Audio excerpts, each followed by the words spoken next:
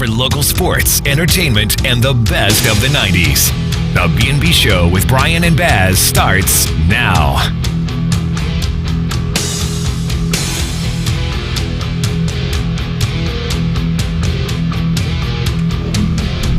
Live from Jasper, it is Wednesday night, and that means it is time once again for the B&B Show here on the flagship of WJLX. First show of the brand new year. It is 2023, and we're happy to be on the airwaves and happy that you're joining us. My name's Brian, and now, ladies and gentlemen, boys and girls, children of all ages, WJLX proudly brings to you the Superman of Sumiton and the Conqueror of Carbon Hill, live from a West Coast trip where he laid waste to LA land. Ladies and gentlemen, here he is, Baz, also known as Sebastian Black, on your radio dials and live on social media. And yes, Brian, it is the first B&B Show of the new year 2023. Yep, we are doing it to it, and hey, pretty soon it's going to be 6 months away. We'll have our official 1 year anniversary of doing this show. So Sure will. Speaking of anniversaries, one will be coming up on the future because Bass, since we have talked last, you're officially now out of the market. I am. I am indeed. I am. I decided after 4 years to buy the good old girlfriend a ring and get engaged. Well, congratulations are in order, Bass. Appreciate it. Yeah, you'll have to be planning the honeymoon trip and letting us know when you'll be all off here whenever that occurs. For sure. But, yeah, appreciate that. We might have to do a B&B bachelor party. Hey, there you go. That'd be perfect. But that would be perfect. We missed last Wednesday because of the preemption of the Alabama-Mississippi State basketball game. But we have a ton of stuff to talk about. There has been so much going on as of late in the college football world and the pro world. A lot of things going on. Starting this week, prep-wise in the area, that's really started back up, and we'll have Bevill basketball starting again this weekend. They actually, I met them on the way out. They had that game that was postponed against Coastal. They were heading down to make that up today. Oh, wow. So I met them on the way out. So we'll actually be on the air with them on Friday and Saturday.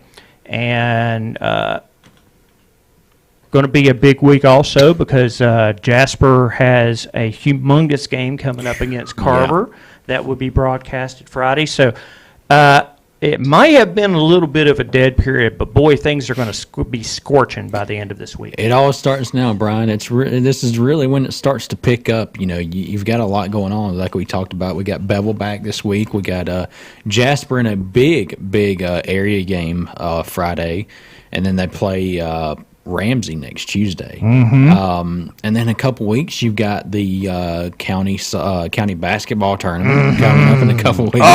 Matey. Over at Carbon Hill this year. And then not too much longer from now, I mean, you get into, regionals and stuff like that for basketball, but softball starts up soon. At the end of this month. And speaking of which, one of our favorite people in this world, multi-time state champion at Summoning Christian, now one of the Bevill State Bears, AK Tyree, is going to be joining us tonight. As a matter of fact, we're going to be introing her after our first song, but looking very forward to that because I never will forget. I saw her, as a little seventh grader out there winning a state championship.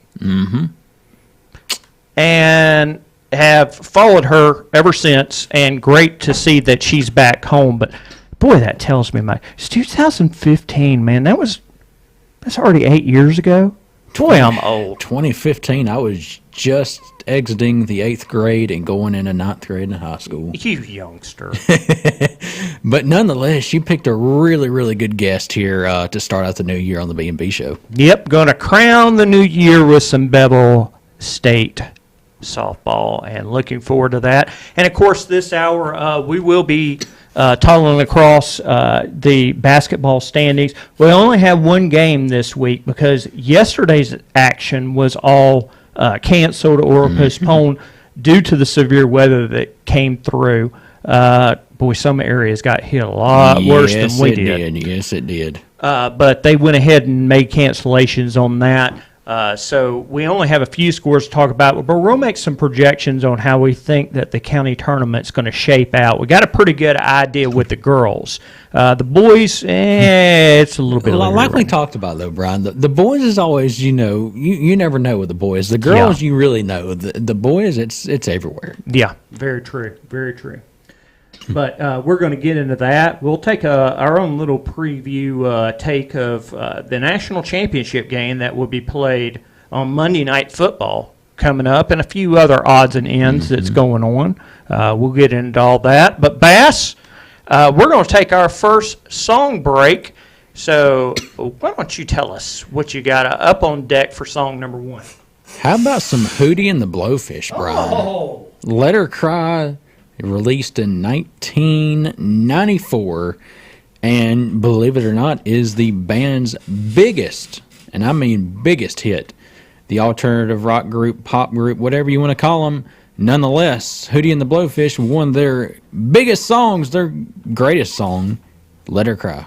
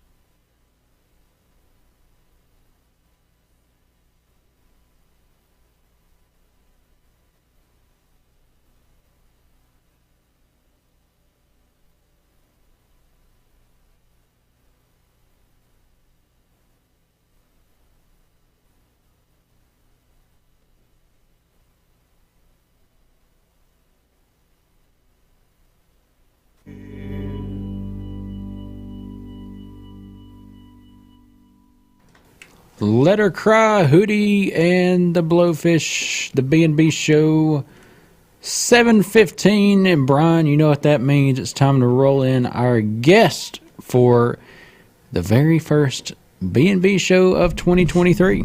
That's right, Bass, and very happy to have her along. We actually wanted to wait until the first show of the year to line up AK, because we'd actually started talking about having you on back in September, and I said, no, I want to check. Let's make her the first guest of the year.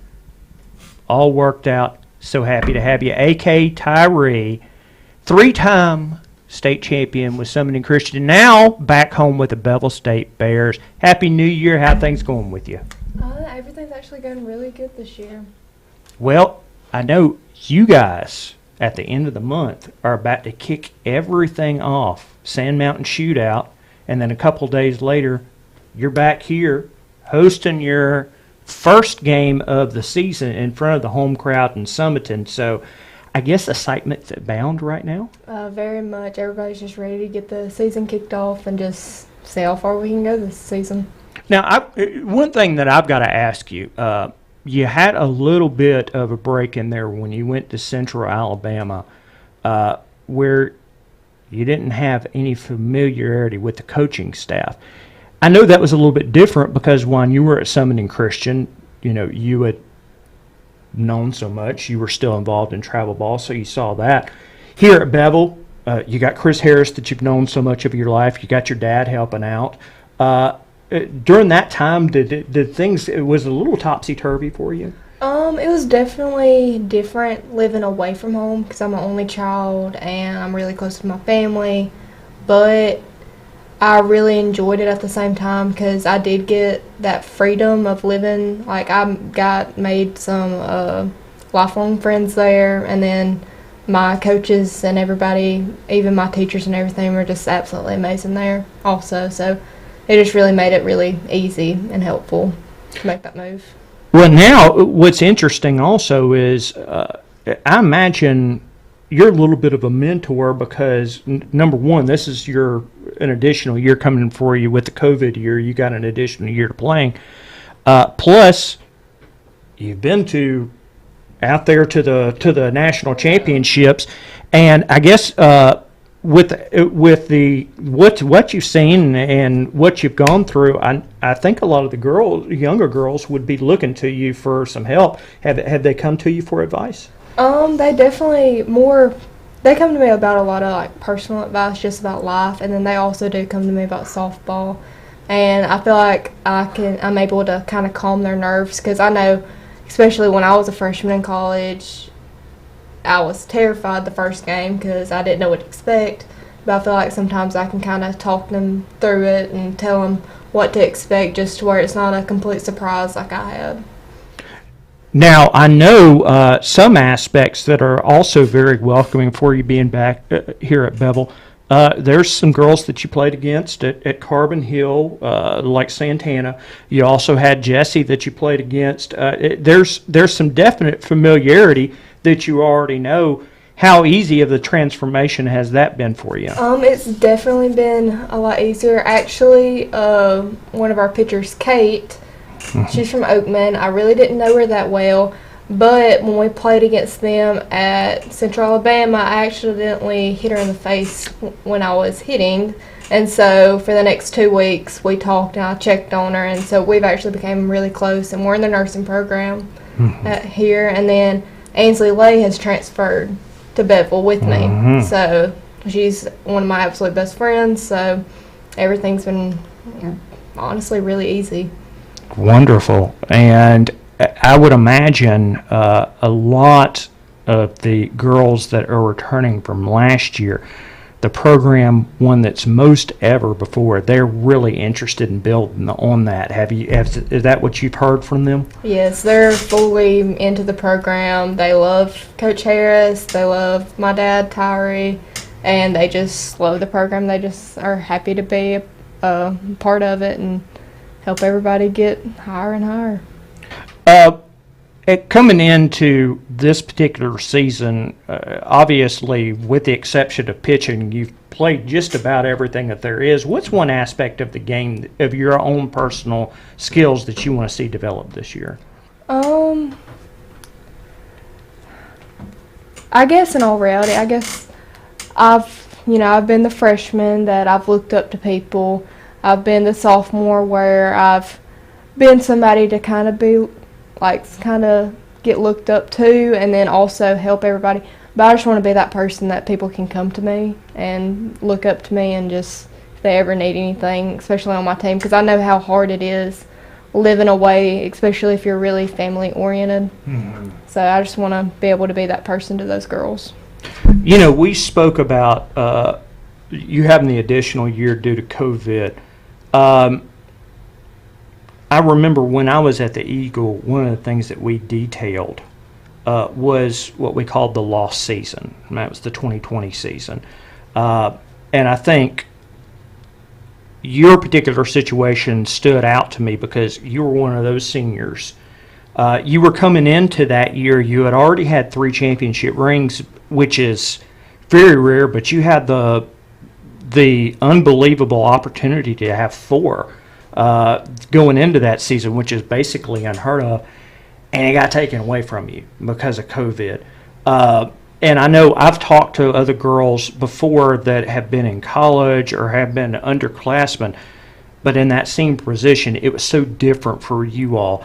When you heard the news that it was all over with, what was it like for you? I was actually at prom when I found out, and so I actually got hurt the second, 2 games into my senior season, and so I was on crutches, hurt my knee, and so I had just got off my crutches that morning, and I was supposed to be able to be good to play that following Monday.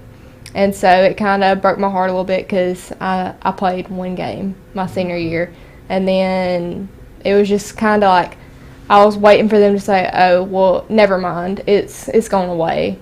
So it was kind of just a shock to everyone, especially since we had such a good year in front of us, I really think, because it was me, Kaylee, Taylor, and Sarah. It was us 4 seniors, and I don't know, I just believe that with Adderholt coaching us and everything, we just really had a good chance on that 4th win. Well, when you take a look back at that situation, how everything has kind of unfolded and that year was taken away from you, when you're back still playing the game now, when you step out, does it change things for you, knowing that, okay, I'd lost this at one time, I'm still able to do it again after the fact that that senior year was taken away from you?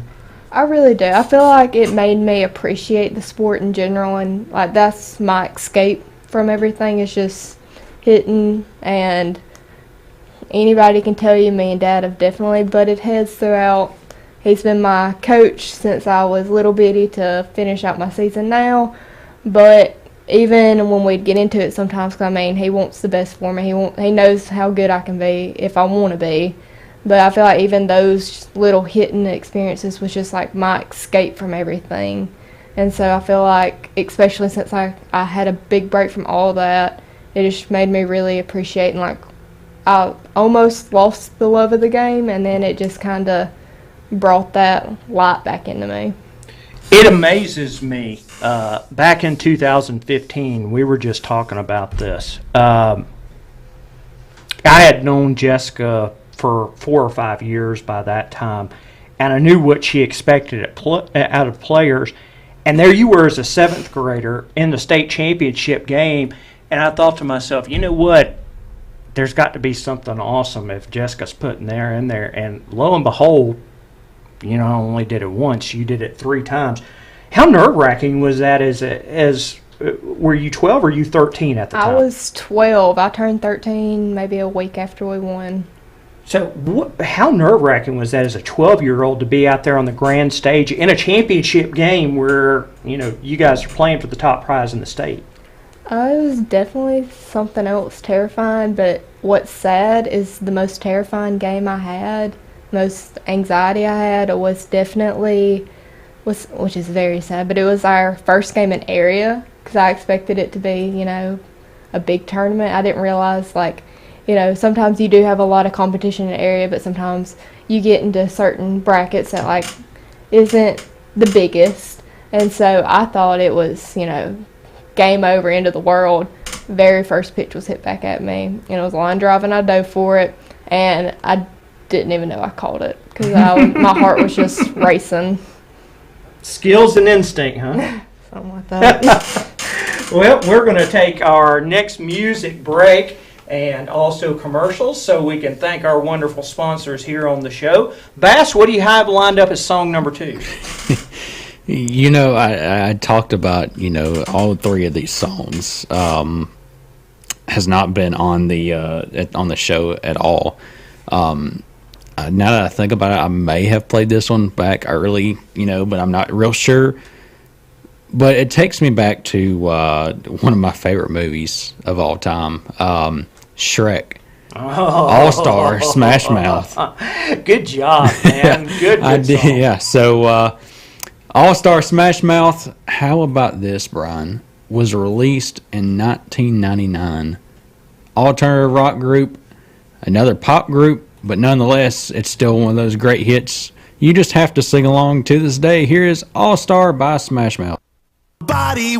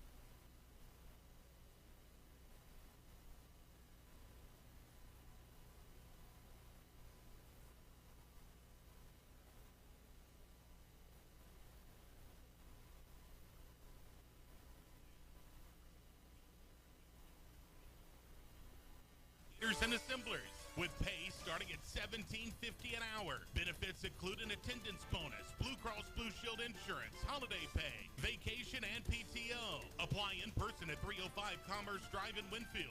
Applicants must pass a pre-employment drug screen. For more information, call Kyle at 205-487-3202 or email klowry@kingcutter.com. That's KLOWERY at KINGKUTTER.com.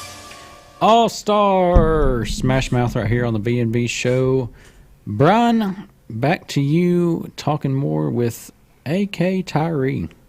Okay, Coach Harris brought up a couple of your teammates. What was it, about a month ago, I guess? Mm-hmm. Yeah. Now, from what I heard, now I've got to get your take on this. Apparently, they like to prank your dad, or your dad gets in some of the pranks. So can you give us some insight into the shenanigans he's involved with? Well, he's definitely a pest, and I definitely get that a little bit from him. I can't tell you how many people. We have these foam balls, and every day when we stretch, he's out there playing dodgeball with us, but he's the only one playing dodgeball. And then him and Brian, you would think she was his daughter instead of me, because they go at it like no one I've ever seen. I don't even know who started it, but one poured water on the other, and so ever since, it's constant. We stayed overnight at a hotel because we traveled to play this fall, and she went over the balcony to get him, and it's just constant. So somebody needs to be getting this on video, Bass. Somebody does, man. This is insane. Funny. So, what's the funniest prank that you've seen them do to each other thus far? Him and Brent. Definitely, we was hitting one day at the hitting facility, and she decided to get a cold bottle of water and pour it on him, but he turned around and picked her up and brought her to the hose, and he got one of the other girls to spray her, and it was one of her close friends. Oh my goodness. So she ended up getting both of them. The treacherous assist. I love it. That is great. Okay, so we also know that your prep team, Adderholt and Kara, are capable of some shenanigans. What's one of your favorite Jessica Adderholt stories that you can give me that was hilarious?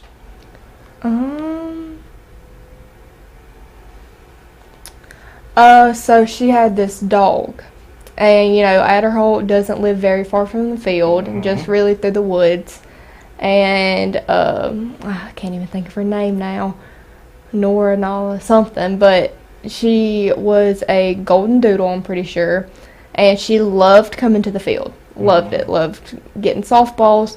Well, we decided that we'd give her a bath on the field. So we pulled out soap and got the hose, and we gave her a bath in left field. And she took off running with bubbles coming off of her all over the field. That one's good. That one's real good. Oh, my goodness. Now, I see from a lot of your posts and your mom's post, you guys like to go hunting a bunch, you and your dad. Was it a good, productive season from this past season? Actually, I did not go a single time, unfortunately. I've been in nursing, so all I've done is studied my life away. And my dad so we have some land in McCalla, and he has his field and I have mine. And he actually went and got him an 8-point this season, so he had a productive year. I didn't have a. Okay. So you're studying nursing. What are you potentially looking at? Are you potentially looking to get into maybe some pediatric nursing? Are you looking for hospitals, or are you looking for maybe private practice, or is the door kind of open for you right now? Well, I was completely focusing more on working in the ER, because I love just something different every day. You never know what to expect. But I've been in clinical, so now I'm kind of going every which way, just trying to figure it out. Okay, so just looking where your heart's going to pull you next. Yeah. Okay, good. Well, is nursing always something that stood out for you? Is that something that you've always wanted to do? When I was little, I wanted to be a vet, and then I figured out how long the school was. And so then probably since I got in middle school. Nurse has been what I've been trying to get to. I'm trying to work to nurse practitioner, so I got long-term goals too. So I know how that road goes because that's what my wife did, nursing to nurse practitioner. So, yeah, that's it's very rewarding, though. I applaud you for that because there's one thing in this world we need: as many good nurses and nurse practitioners as we can get. So, it's going to be an uphill battle, but I know if that's something in your heart, you'll definitely be able to do it. Are you a fan of medical shows? Do you watch any of those? Anything from like the real life or the dramas or anything like that? I like the movies, but like people make fun of me because I've never watched like Grey's Anatomy and stuff like that, which I think I would like. There's so many seasons now. I can understand that.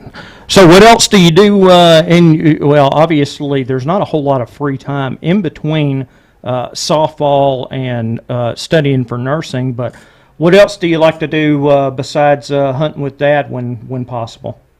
In all reality, I just go out with my friends, go out with my boyfriend, and then hang out with my family. Okay. Just really, I mean, school and softball are at the top right now, so I got to make time for my family and all the people that are important to me. Now, I don't know if anybody's told you this. Me and Bass agreed on it. I don't know if you've seen any of the Marvel movies, but if you decide for a part-time job, we found out that you look a lot like Morgan Stark, the girl that played. You could play an adult Morgan Stark. So, Bass, we've talked about this before. I seriously think AK could be Iron Man 2.0. What do you think? You know, acting goes a long way.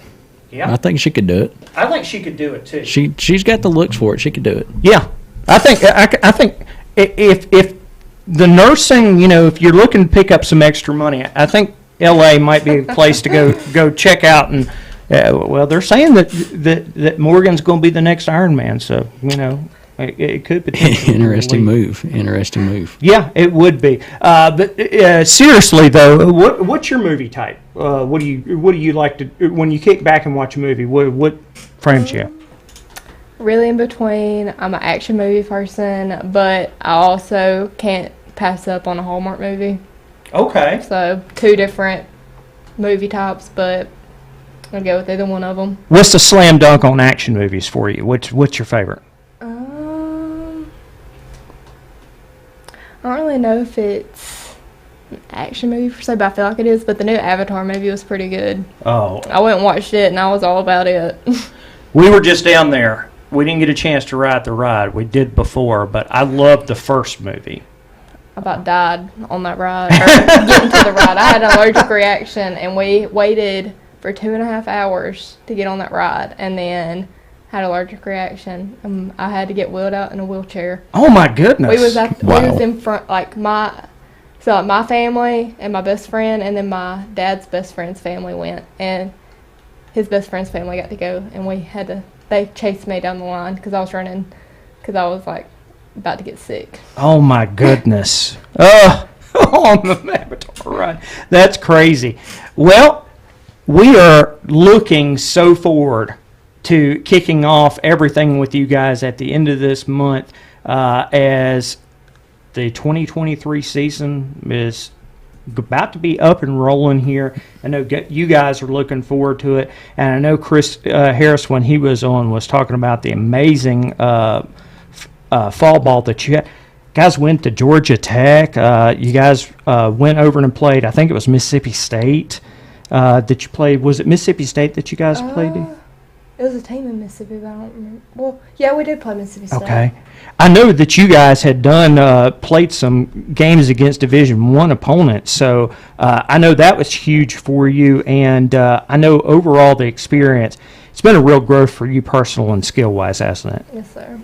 Well, we're looking forward to it. It's just going to be just a few weeks away. We're going to be kicking off the Bevill State softball season after they wrap up business at the Sand Mountain Shootout. We'll be at home with them. But, AK, thank you so much for joining us. Always a pleasure to catch up with you, and we can't wait to see what you guys do this year. Thank you for having me. Absolutely. Bass, time for your final song of the night. Roll it on out, sir. Shine, Collective Soul. Another great song. We're going to roll it out for you on the B&B Show right here.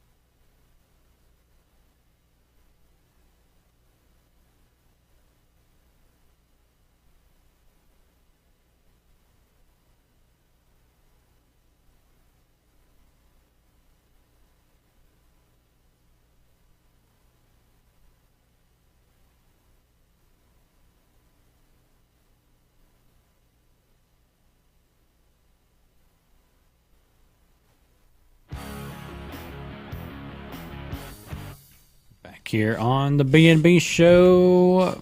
Brian, what you got over there? Well, Bass, one thing that unfortunately occurred this week, and let's just go ahead and say it, it's the biggest news in the sports world. And pro football is not something we normally talk about, but there's no way that anybody who has at least been around some type of media, TV, internet, or anything, hasn't heard about what occurred to the Buffalo Bills' Damar Hamlin. As I'm sure a lot of people have also saw, he collapsed on the field after making a tackle.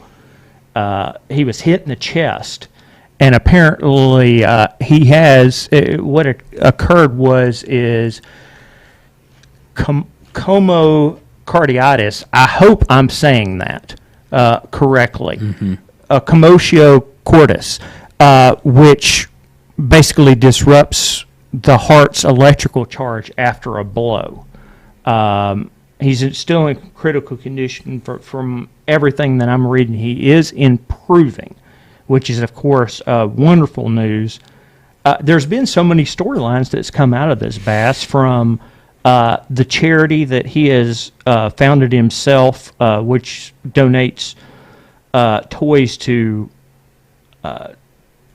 children, going from some $20,000 to over $4 million last night was the last time I read it. As people around the world have just, in response and dedication to him, filled up the coffers to his charity. You could see it on the field. The response from other players, from fans that were at the arena, just everybody was just seemingly unified at that moment. There's just been so many storylines out of it. It's really captured the attention of the nation. Yeah, it has, and in such a scary moment, you know, the fact that they had the do CPR for 9 minutes on the field was terrifying. Can't imagine being in the crowd in the stands there, you know, seeing all that take place. But you know, I saw the video. At first, I thought he got hit in the neck area. At first, and then looking at furthermore, when he got hit in the chest, I mean, he got up, you know, he got back to his 2 feet, and then bam, was just collapsed. Very scary situation there, and it starts to make you wonder, you know, could he have possibly had something wrong with him before that he didn't know, or was it just that hit that immediately done it? And if it was that hit, Brian, what does the NFL do? Well, there's two different ways to look at that. I'm glad you brought this up, the last part. But I believe that I had read it sometime today, and I could not find it. But he may have a condition that goes undiagnosed because there's no current accurate way to diagnose it. And apparently there was a 13-year-old child that also died of something similar after taking a hit to the chest. So if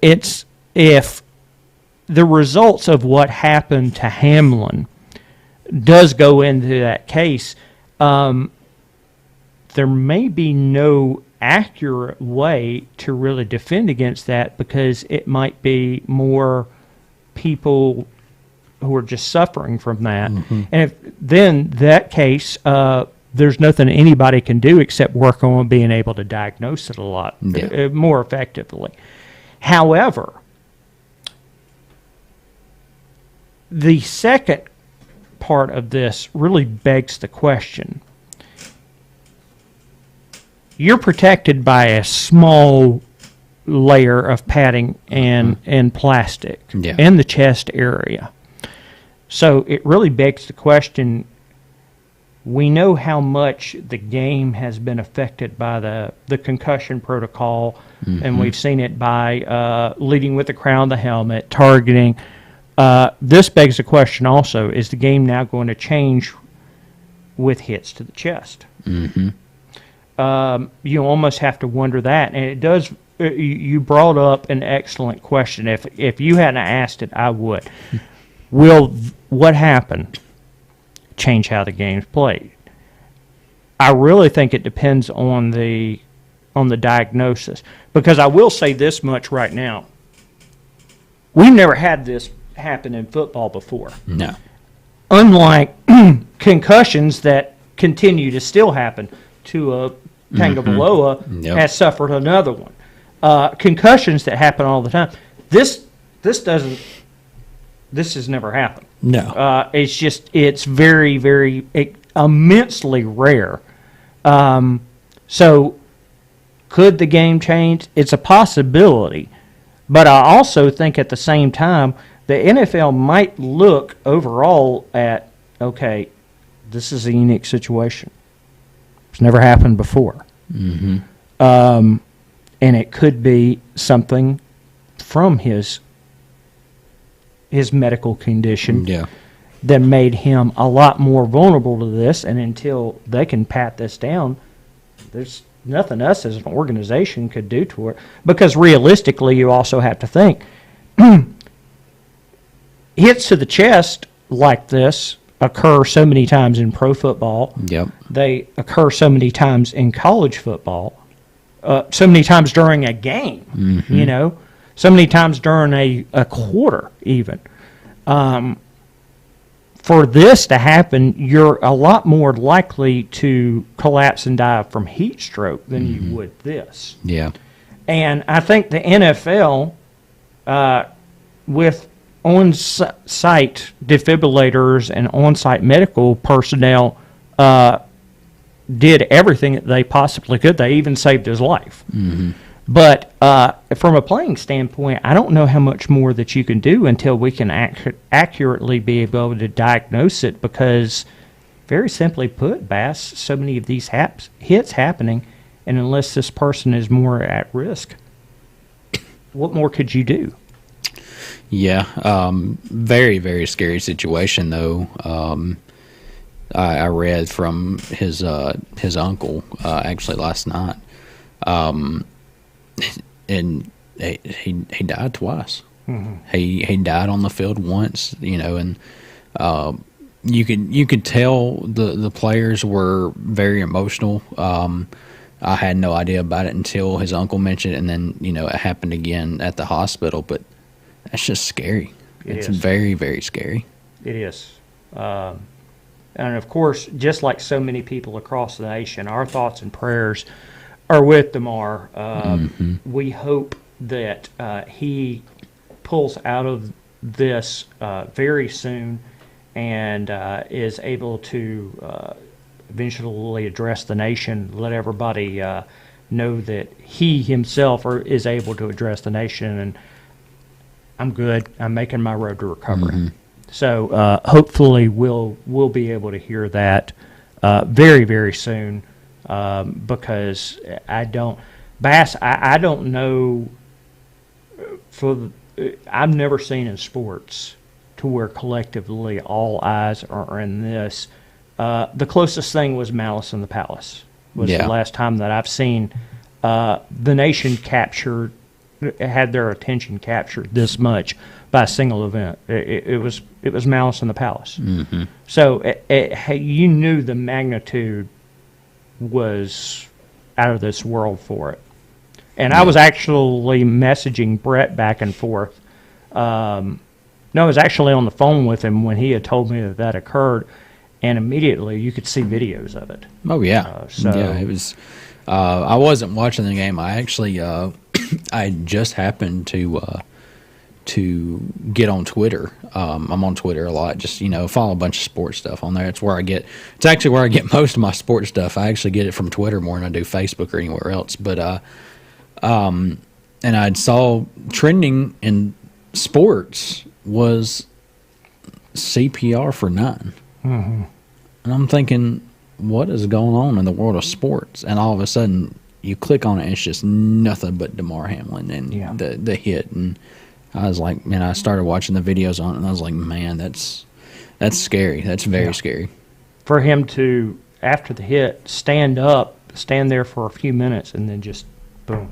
I mean, it wasn't even for a few minutes. He got right back on his feet, and all of a sudden, bam, he's on the ground. Just for a few seconds. Yeah, a few seconds, yeah. But, yeah, because it was just like, what's going on? Oh, my goodness. Yeah. It's crazy. But we'll obviously keep him in the thoughts and the prayers as we hope that the recovery is going to be very fast and very soon he'll be okay. Bass, we're going to go to Motown song, one of my favorites in this world by Rod Stewart. Take our commercial break, and we'll be back with a little bit of college football talk.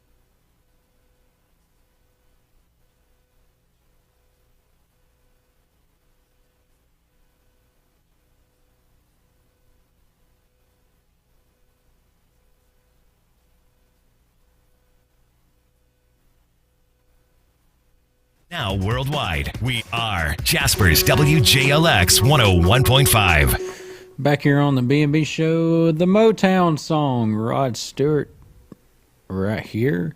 Brian, time for some college football. Yeah, and Bass, it's amazing that on this day 16 years ago, Nick Saban was named as the head coach at the University of Alabama. Sure was. And I never will forget, because I was just kind of like, okay, well, he did a good job at LSU.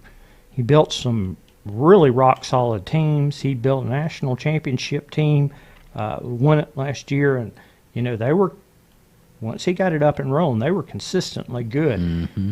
But I didn't see what we have experienced in these past 16 years coming. Oh, yeah. It's been nice. And on the heels of that, the Monday game against Kansas State was phenomenal. Now, we had, there was some rustiness in the first quarter. I'll grant you that. Bama hadn't played since the Iron Bowl. Normally they're used to playing in the SEC championship, and that gives them a little bit more time to work with. So it had been over a month and, probably a some-odd week since they had played. But, boy, when they got rolling, this was the Bama team that we all expected to come out and absolutely dominate Kansas State. Yeah.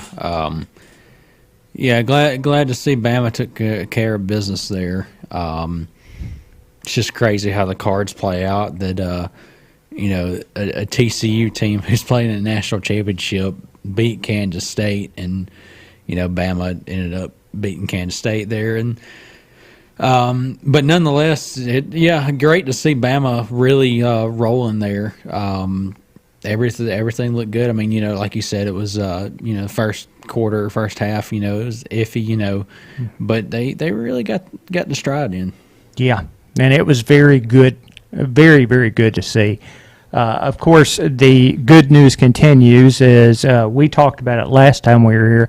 Bama, with the number one recruiting class in the nation, has reloaded. We do have some people that are coming back. Of course, Bryce Young, Will Anderson, we already knew that this... Jahmyr Gibbs. Yeah, Jahmyr Gibbs. We knew that would be the final hurrah for it, but so glad that they stayed in. Of course, Bryce Young was named the MVP of the Sugar Bowl. Yep. Rightfully so.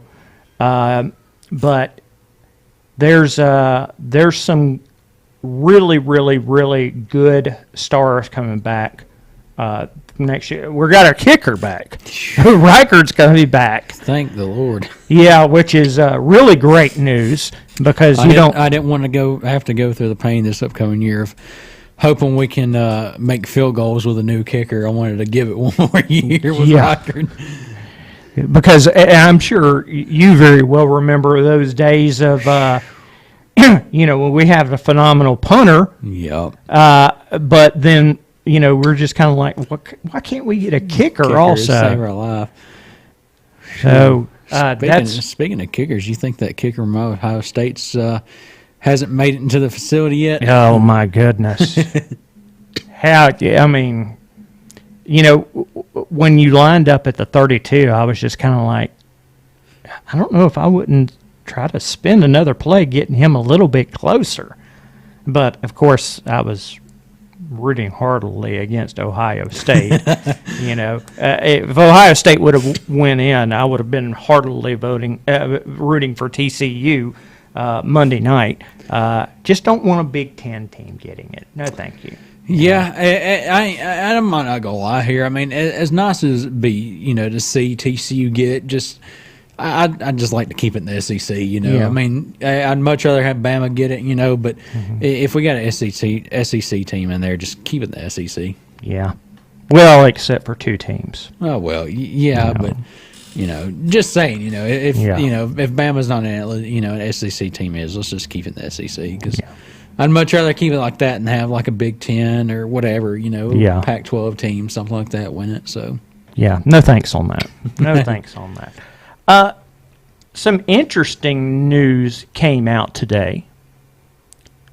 Former Arkansas and Louisville coach Bobby Petrino going to Texas A&M to be the offensive coordinator.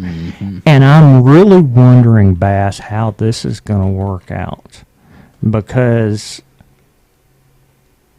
Petrino doesn't enterprise me as long as he has been head coaching.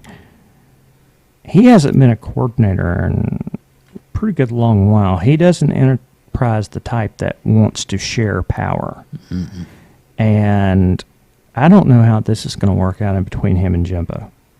Yeah, I don't think it will. I really don't. You see a crash and burn pretty quickly, huh? Yeah. Do you think they'll even make it to the regular season? Ooh.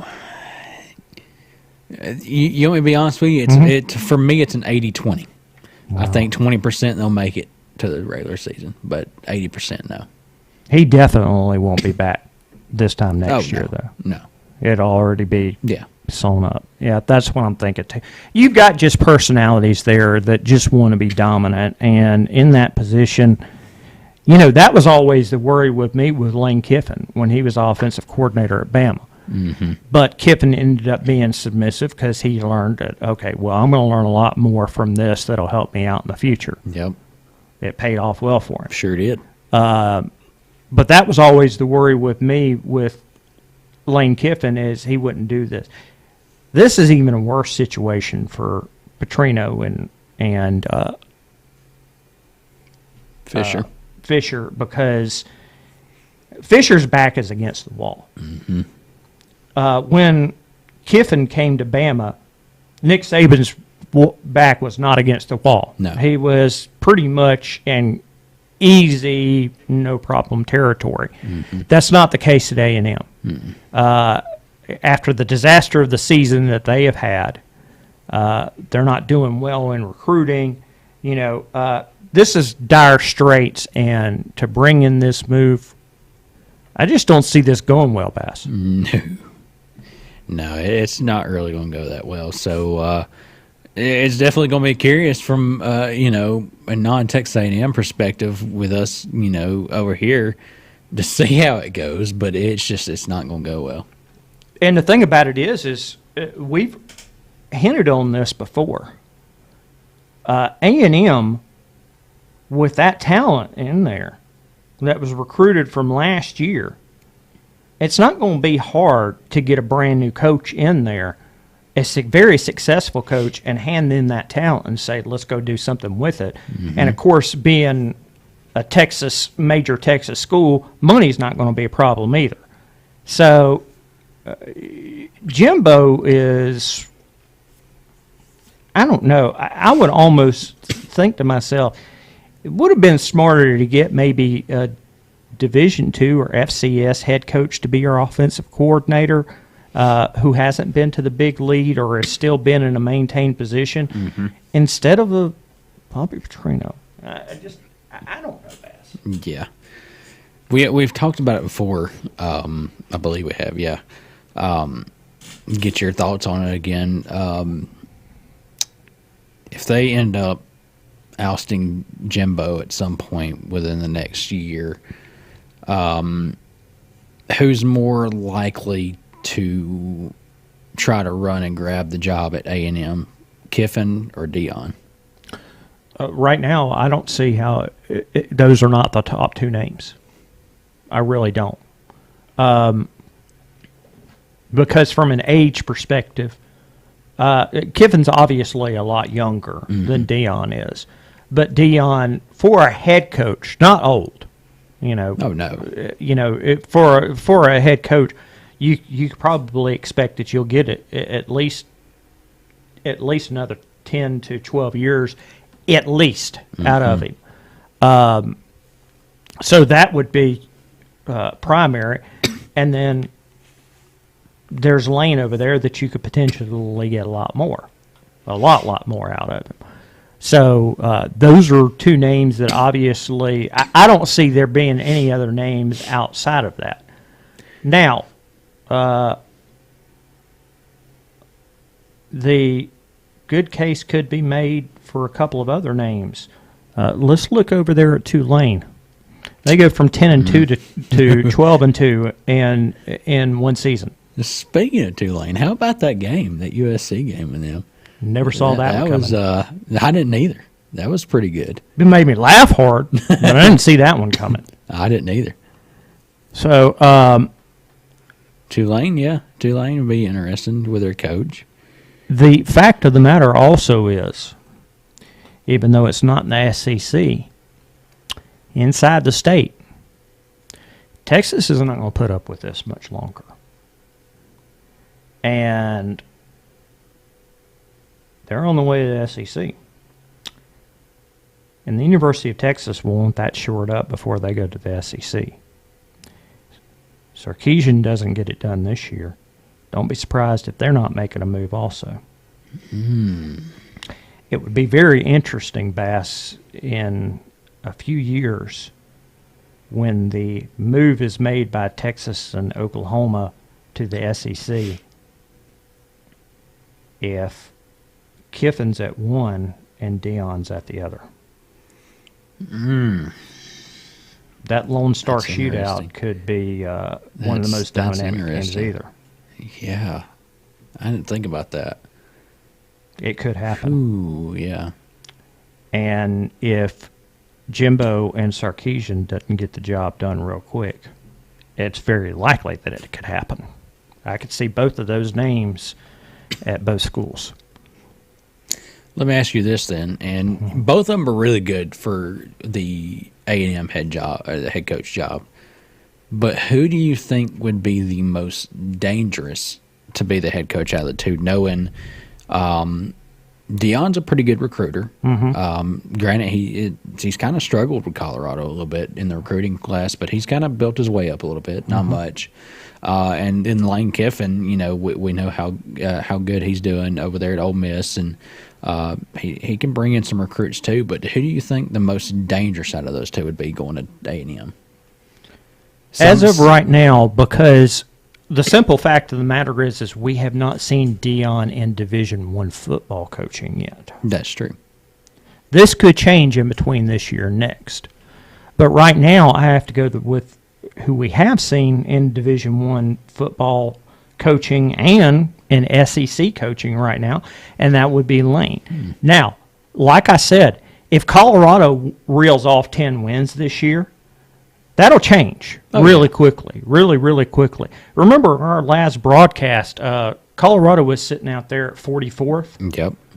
They're within the top 25 now. yeah. That's how quickly it's changed. But if Prime can show that he's able to coach in Division I football, I would actually go more with him. But right now, it's Lane because we have not seen what Dion can do. That's a good point. That's a very good point. If his two losses next year are to Oregon and USC, or we don't know. I don't know Colorado's schedule, or a USC and a Utah, whatever the division lineup is. If it's just two top dogs and they go 10-2 during the regular season, hey, I would say right now, Dion is the better presentable case. If Colorado goes 7-6, then I would probably go more with Lane. Looking at Colorado's football schedule for a moment, for this upcoming season, they open at TCU, Nebraska, Colorado State, Arizona State, Arizona, Oregon State, Stanford, USC, at Oregon, at UCLA, at Utah, and at Washington State. Now, ostensibly, I could possibly, and I would even call this a success to that level. If he goes 9-3 and his losses are to TCU, your first game you're going up against one of the two teams that went to the national championship game. You go up against TCU, and your other two losses are to USC and Utah, top dogs, basically.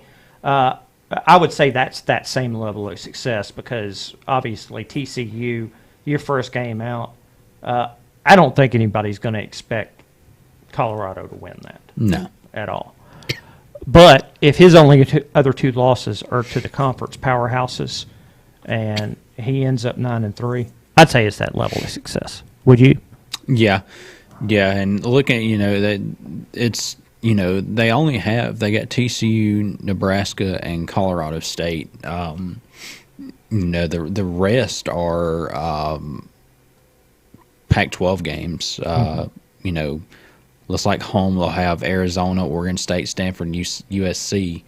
And the road games, Arizona State, Oregon, UCLA, Utah, and Washington State. So, there's you really the Pac-12, and I didn't think about this till now. You've got a lot of conference games in the Pac-12. Yeah, I didn't think about that till now. So it's really going to be interesting to see his first season up there in D1 at Colorado, what he can do against these Pac-12 conference teams. Going to be bear watching. Bass, let's move on to How Do I Live by Leanne Rimes, a super hit for her in the pop charts. Made famous also with the movie Con Air, starring Nicolas Cage, about a convict from Mobile. Here we go. How Do I Live by Leanne Rimes.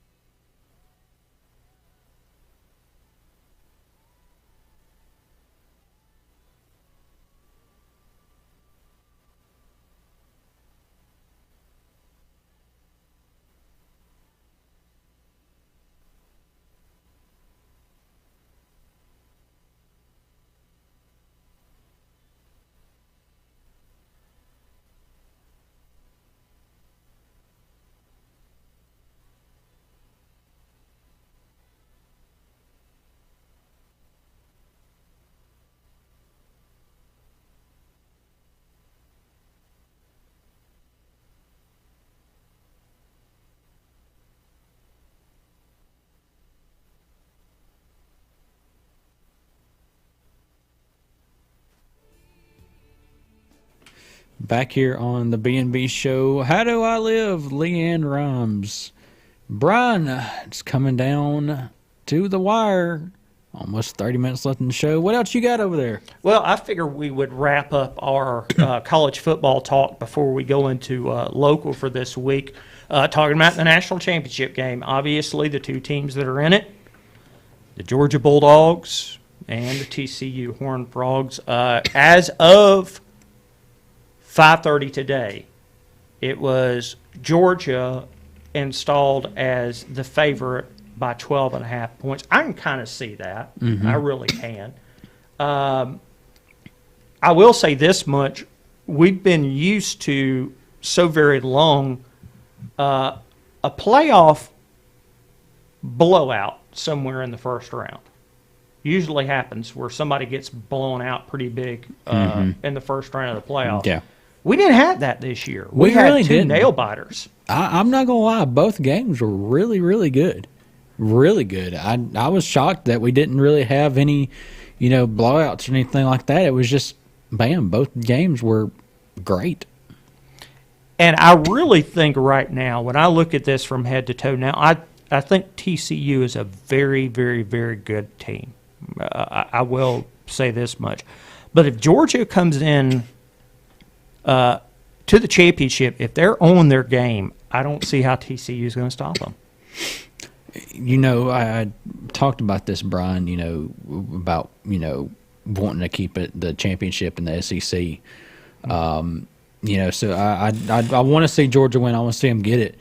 But here's the thing, too, that really shocked me. TCU-Michigan game. Now, Michigan did start to make a comeback a little bit in the game. Mount a comeback. But it's like TCU was more prepared in that game, and they knew what they were doing. Because they had a pretty big lead margin on them for a while, which really shocked me because I really thought, I didn't think it was going to be a close game. I really thought Michigan would really kind of take care of business there. But I don't know, when just some of the first half into the, midway through the third quarter that I saw of the TCU-Michigan game, I thought that TCU was a lot more prepared. They executed on both sides of the ball pretty well. And I feel like, if they kept, now granted, like I said, Michigan did start mounting a comeback a little bit on them. But I feel like if TCU does the same thing they did against Michigan back on Saturday afternoon, I feel like this could be a lot closer game than what they're saying of a 12.5 points, favorite for Georgia. I'm not saying that TCU will win the game or lose the game, but I do think, if TCU will play to the same level again as they did against Michigan, this will definitely be a lot closer game than a 12.5 point, Georgia win or more or whatever. Really, I'm going to say right now along the lines of not even a touchdown, either a field goal or it'll be by 1 or 2 points. It'll be decided off something like that. And there is one caveat in this that I feel that Georgia has a supreme advantage. There are guys on that team that are seniors right now that have played in 3 national championship games. Most of that team has at least played. This will be their second one. Yeah. They're more prepared for that experience. TCU is brand new to any of this at all. And that's true. That's correct. And Georgia, I think, is going to be a lot more prepared to deal with the pressure. Look, I'm not saying that there's not pressure in the first round of the playoffs. No. There's not. But there's a lot more when you're playing for the national championship than there is the first round. And I think this is where Georgia, if it's one of those close contests, this is where Georgia has a big advantage because it's like I said, there's members of that team. This is their third national championship game to play in. Yeah. And at least all the starters, I would imagine, have at least played and won. So that's a huge advantage. Oh yeah, It really is. it is. But just it really shocked me the fact that TCU really executed on both sides of the ball there against Michigan, and kept a pretty good margin lead on them before Michigan started mounting a comeback on them, because it's you really start thinking about it as like, okay, if TCU does advance to the championship game, which they did, how do they play then against whoever they play, whether at the time it was Georgia or Ohio State, now it's Georgia. How do they really go about this? Do they play along the same lines as they did against Michigan? Now, granted, Georgia probably got to see, both teams, Georgia and Ohio State, probably got to see a little bit of that game, So Georgia, if they did, they've seen what TCU can do there. They've seen a little bit, I guess you could say film, on them. But how does TCU play now? Do they play the same style they did against Michigan, or how do they approach this going to the national championship? It may have also been a situation. Michigan's never been to playoffs before. Ohio State has. Ohio State has, yeah. But that was even with a different staff. This was a totally new situation for both for Michigan and TCU, and it may have just been that TCU came in a lot better prepared, or it may have been Michigan is just still stunted after pulling themselves into it. Yeah. We're going to find out Monday, though. Now the next question is, which team travels better? Well, both of them have very long travels. Obviously, TCU's a little closer than Georgia, but still, it's still a good trip. It's Dallas-Fort Worth to L.A. is still. Yeah, it's that. Actually, when I was in L.A., I actually looked at that drive, because I was like, because we had to fly into Dallas, and actually right around their stadium, whatever, and it's a 19-hour drive if you drive. Yeah. So, yeah, flying's probably going to be the better option there.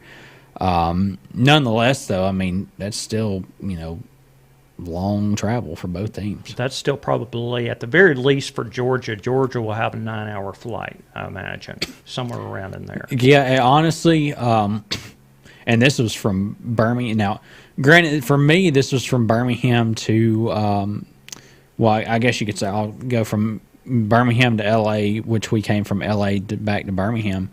That whole trip was just one way was a 6-hour trip. You had, which the big difference is the time difference from here to California to L.A. 2 hours behind. So, the plane ride to wherever, because there's no stop plane ride to LA. You have a stop somewhere. Ours was in Dallas, and that was from Birmingham to Dallas isn't that far. It's really about an hour and 10-minute flight. Yeah. But the whole trip from Dallas to LA is a 3-hour flight, 3.5-hour flight. And they're all going to be dealing with that. Yep. Each and every one of them. No idea what and it's probably close to about the same for Georgia, since they'll probably, I guess, be out of Atlanta. Yeah. Yeah, they'll be out of Atlanta. So Atlanta, for just flying from Atlanta to Birmingham is only literally a 30-minute flight. Yeah, it is. Yeah, so it's probably going to be around that for them. Well, we've just got a few days, and all that will be determined. Sure will. Bass, another one of my favorite songs. It's time to just chill out and hang out. It's Hanging Around by the Counting Crows, and we'll be back after the commercial break.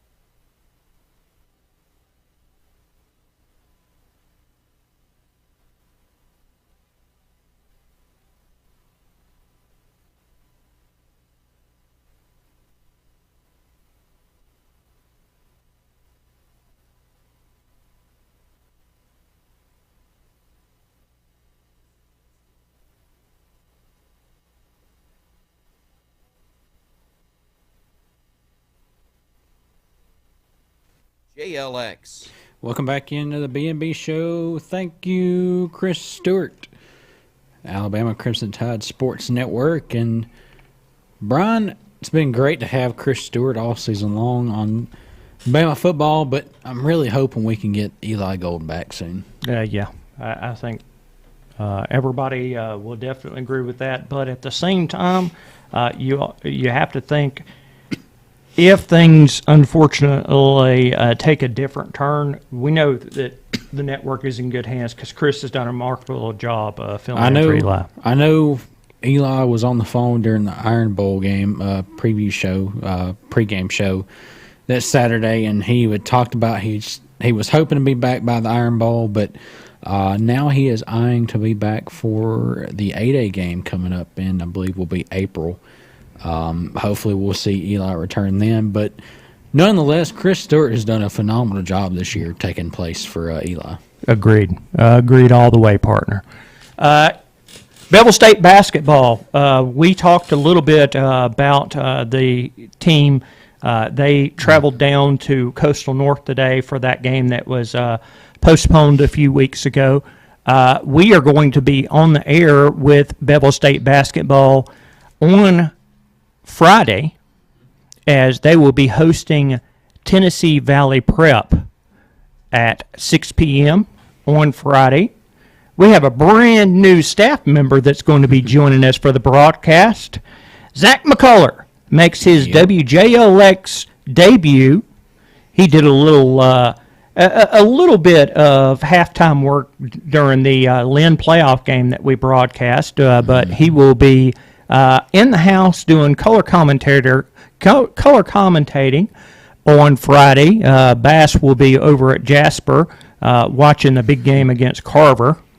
But our game will tip off at 6 p.m.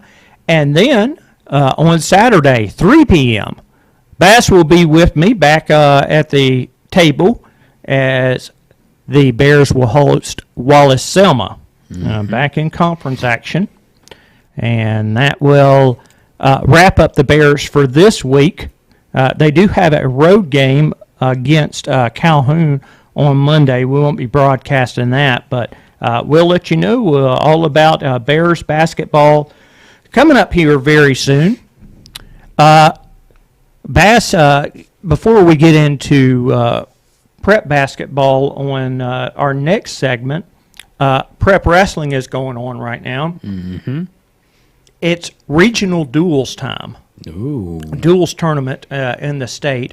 Dora has already squared off and is 2-1 right now. They beat Corner 36-34, and Fultondale 63-18, and then had a loss to Asheville 46-25. So Dora with a 2-1 start, as I do with all of the wrestling wrap-ups. On Sunday, we'll have all the individual results.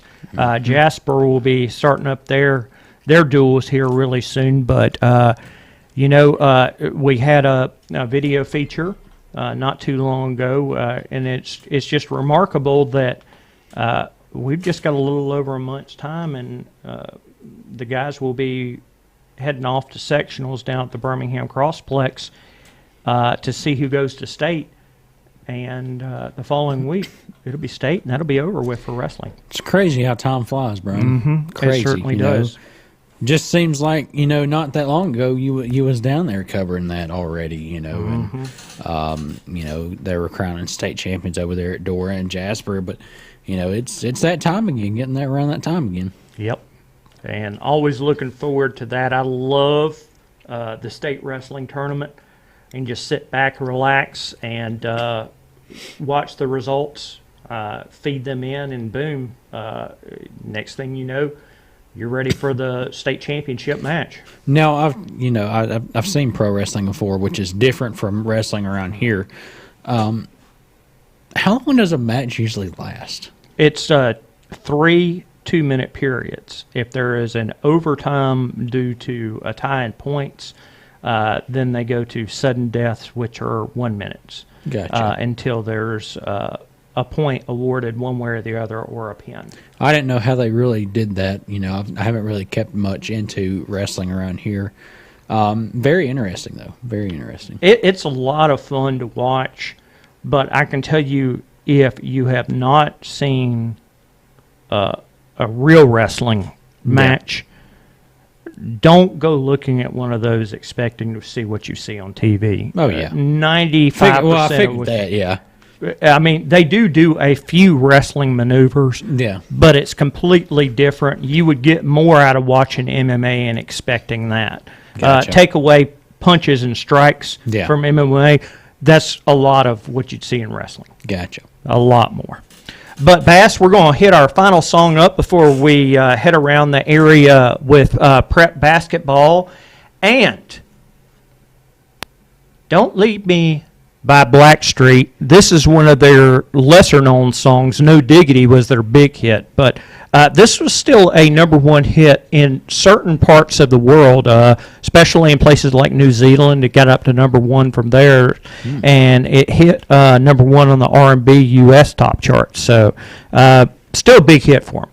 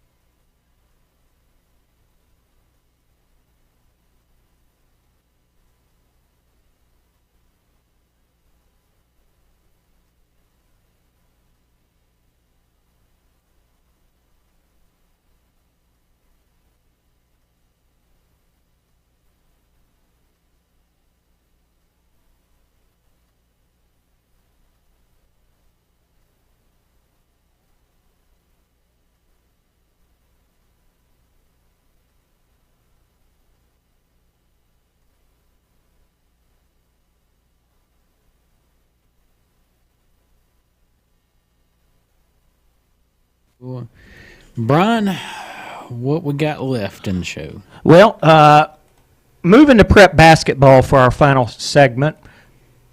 Bass, because of the severe weather last night, we did not have any games last night. Yep. But we did have a couple of scores from Monday night. In the girls' action, and this is pivotal. Two of these scores are very pivotal. In the girls' action, Curry beat Oakman 62-12. Carbon Hill beat Dora 37-32. The boys' action, Oakman beat Curry 68-46, and Carbon Hill beat Dora 54-39. Now, looking at the area team records, going first through the girls, Jasper is 17-2, Dora is 12-3, Curry is 14-3, Cordova is 3-7, Carbon Hill is 12-5, Oakman is 0-18. Winston County is 5-7. Addison is 8-8. Meek is 5-6. Sumiton Christian 3-3, and Lynn 0-8.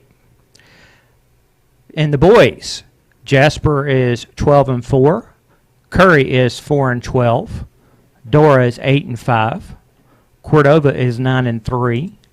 Carbon Hill is 10-4. Oakman is 5-12. Winston County is 6-6. Sumiton Christian is 5-6. Addison 7-5. Meek is 9-5. And Lynn is 5-7. Now, with that, we have a pretty good idea right now of the seeding, we believe, for the Walker County tournament in the girls. With Carbon Hill's win over Dora Monday night, Carbon Hill broke the tiebreaker in between them and Dora. They had won a game and lost a game. Now, Carbon Hill's got the 2-1 advantage, so they should go in as the first seed. Dora should go in as the second. Curry, in their 3 losses, have had losses to Carbon Hill and to Dora, so they'll go in as the third seed. Cordova will go in as 4th. Oakman will go in as the 5th. The boys is a little different. Right now, Cordova, their only losses have come to non-county opponents, Jasper and a couple other teams. So they'll go in as the number 1. Second and third is going to be a little tougher because Dora and Carbon Hill both have a win over each other. So they're split at 1-1, and it's a little tough to figure out who's going to do this. The coaches will probably have to go down to a vote on that. So we don't know who's going to be 2 and 3 in that. Oakman has a win over Curry, so they'll go in as the 4, and Curry will be the number 5. Which, when you're 4 and 5, that means you play on Tuesday anyway to figure out who advances. So I guess it really doesn't matter who's 4 and 5 in that situation. But that's the way that it shakes out right now for the girls. I would imagine if they haven't taken a vote, they should be voting and putting all the brackets together either sometime this week if they haven't already.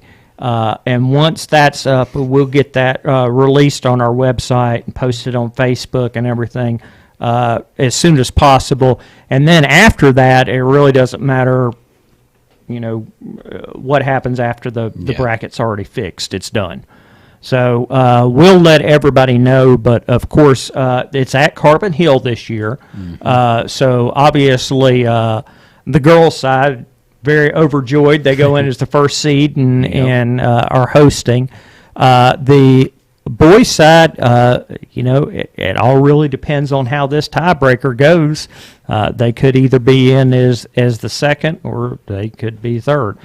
Just really don't know right now with a split. Yeah, that's the tough part is that split.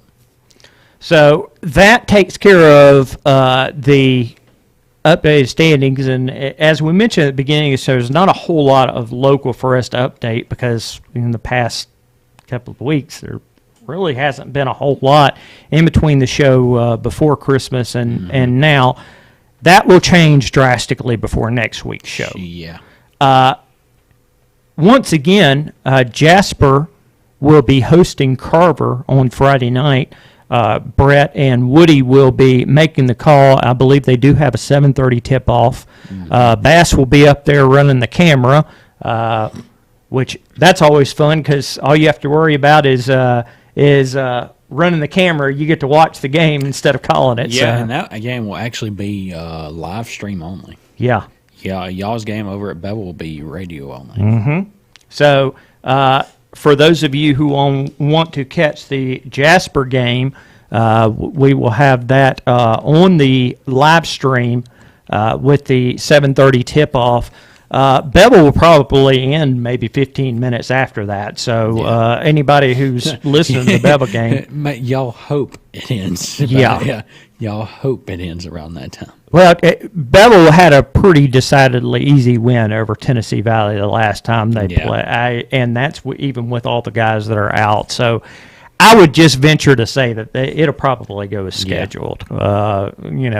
It's afterwards, games afterwards, that might be a different story, but Bevill handled Tennessee Valley really easily. Yeah. But Bass,